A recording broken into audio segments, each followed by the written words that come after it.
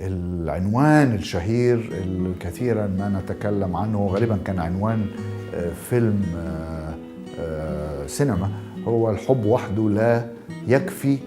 صح، يعني نادر ما بيبقى العناوين دي صائبة، لكن العنوان ده صائب. انه فعلا لو نظن انه الحب يكفي تماما ان احنا بنحب بعض وتحركت مشاعرنا كل واحد تجاه الاخر، هذا يضمن نجاح الجواز ويطمئننا انه هذا ارتباط ناجح؟ بكل تأكيد لا، بكل تأكيد لا.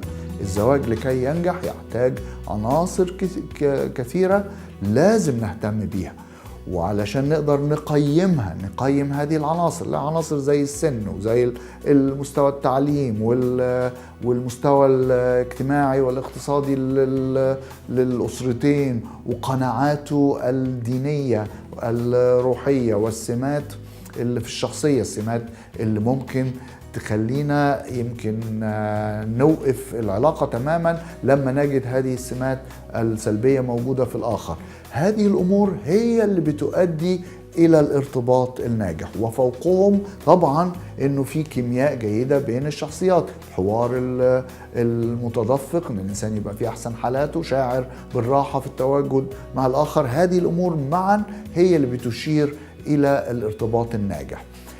مشكلة لو أنا في حالة انفعال وحالة حب قوي وبظن أن هذا يكفي، فبالتالي بعمل إيه؟ بقعد أشعلل في المشاعر دي، أقعد أزودها ظنا أنه لما بتزيد المشاعر العلاقة بتبقى ناجحة، مع ان اللي انا محتاج اعمله ان انا اقلل المشاعر لو هي موجودة في البداية، اقللها علشان اقيم هذه الامور الاخرى، عشان اقيم السن واقيم المستوى الاجتماعي وملامح الشخصية وكل هذه الامور. عشان اقدر اقيمها انا محتاج اهدي المشاعر جدا، مش اشعللها، اهديها تماما لكي يعمل عقلي بالطريقة المعتادة، واقدر اشوف واقدر احلل، ويبقى عندي نظرة التحليلية ونظرة النقدية والاستنتاج المنطقي اللي يساعدني ان انا اشوف هذه النقاط السلبية، ويطمئني انه لا، الدنيا ماشية كويس، انا فاهم وواعي وصاحي، شايف الامور ماشية في الاتجاه الصح